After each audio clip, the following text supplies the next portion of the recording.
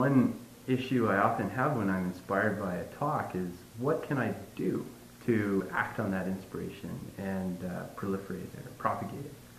And so what we'd like to do is introduce Christopher's program, Open to a Conversation, as a means to promote community building. And so the program is fairly straightforward. You wear a pin that says, I'm open to a conversation. And that breaks down doors or barriers for other people who are actually interested in talking to someone and learning something and enjoying a conversation with a stranger. And that's obviously key to building a larger, stronger community. I think for the talk, it would be really interesting for me to do an experiment where I wear the pin for a series of length of time and document some of the, document who I talked to, what kind of topics of conversation I had, and also what did I learn from these conversations. And then one interesting thought I had is, wouldn't it be interesting to compare what I learned through conversation with random strangers versus what I learned in a normal workday?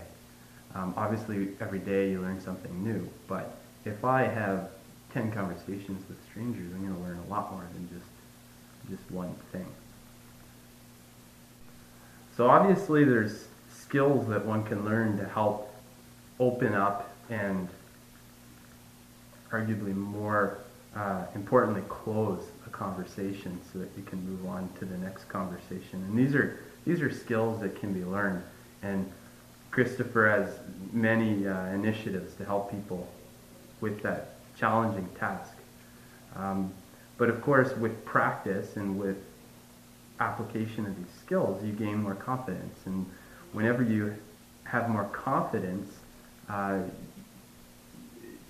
or the end result of more confidence in conversation is a stronger community. And as we've talked about already, with greater community comes greater opportunity for a sustainable community.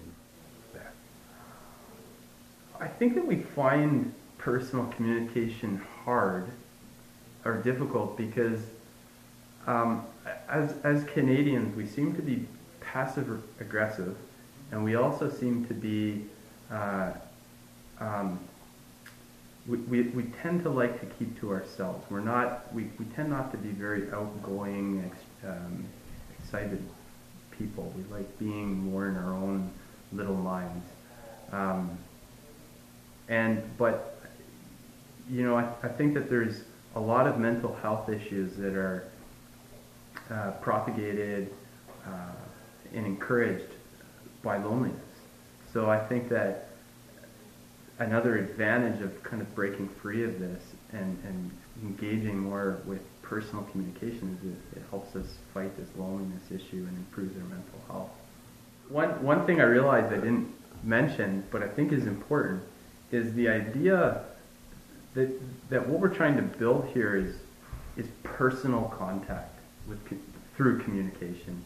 So I think what that does is it takes you away from the computer and away from social media and away from online relationships and starts focusing again on real life personal communication. But as a society, I think we find that fairly difficult.